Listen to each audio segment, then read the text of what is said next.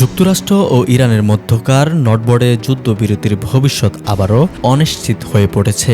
এদিকে মার্কিন president Donald Trump নতুন করে হামলার হুঁশিয়ারি দিয়েছেন। অন্যদিকে পরে তিনি জানান, গুরুত্বপূর্ণ আলোচনা চলায় পরিকল্পিত হামলায় আপাতত স্থগিত রাখা হয়েছে। তবে সম্ভাব্য নতুন সংঘাতের জন্য ইতিমধ্যে প্রস্তুতি নিচ্ছে ইরান। দেশটির কর্মকর্তারা ইঙ্গিত দিয়েছেন, আবার হামলা হলে তারা প্রতিবেশী দেশগুলোর উপর চাপ বাড়াতে এবং বৈশ্বিক অর্থনীতিতে প্রভাব ফেলতে কঠোর পদক্ষেপ নিতে পারে।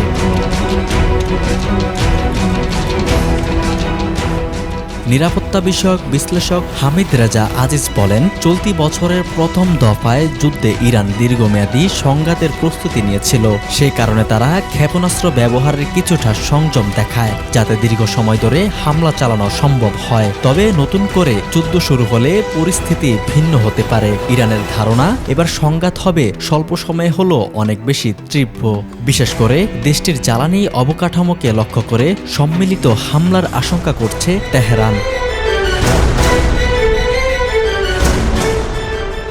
বিশ্লেষকদের মতে, নতুন দফার সংঘাতে ইরান প্রতিদিন কয়েক ডজন থেকে শতাধিক ক্ষেপণাস্ত্র ছুটতে পারে। এতে উপসাগরীয় আরব দেশগুলোর জ্বালানির স্থাপনাগুলো বড় ঝুঁকিতে পড়তে পারে। সৌদি আরব, সংযুক্ত আরব আমিরাত ও কুয়েতের তেলক্ষেত্র, শোধনাগার ও বন্দর উপসাগরীয় দেশগুলোও সরাসরি যুদ্ধে জড়িয়ে পড়ার চাপের মুখে পড়তে পারে।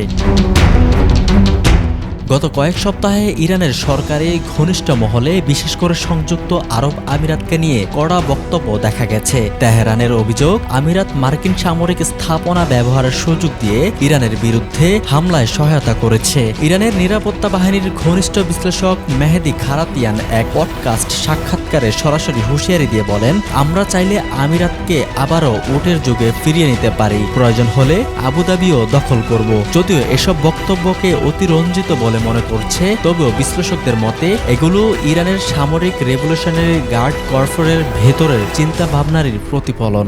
আরব গালফ স্টেটস ইউনিভার্সিটির জ্যেষ্ঠ গবেষক আলী আলফোনে বলেন, ইরানের পাল্টা হামলার আশঙ্কাকেই এখনও যুক্তরাষ্ট্রকে কিছুটা সংযুক্ত রাখার অন্যতম প্রধান কারণ।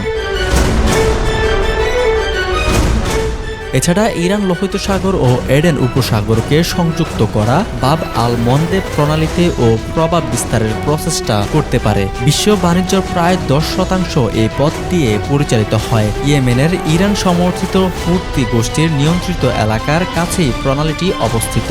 বিশ্লেষকদের মতে, হরমুজ প্রণালীর পাশাপাশি বাব আল মন্দেবেও চাপ তৈরি করতে পারলে যুক্তরাষ্ট্রকে একসঙ্গে দুটি সামুদ্রিক রুট নিয়ে ব্যস্ত থাকতে হবে। তবে এই ধরনের পদক্ষেপ বাস্তবায়ন করা ইরানের জন্য সহজ নাও হতে পারে। হুতিরা আঞ্চলিক যুদ্ধ হলে ইরানকে সমর্থনের ঘোষণা দিলেও আগের সংঘাতে তারা তুলনামূলক সতর্ক অবস্থানে ছিল। বিশ্লেষকদের মতে, সীমিত সামরিক সক্ষমতা ও অস্ত্র মজুদের বিষয়টিও তখন তাদের এই সতর্ক সিদ্ধান্তে বড় প্রভাব ফেলেছিল।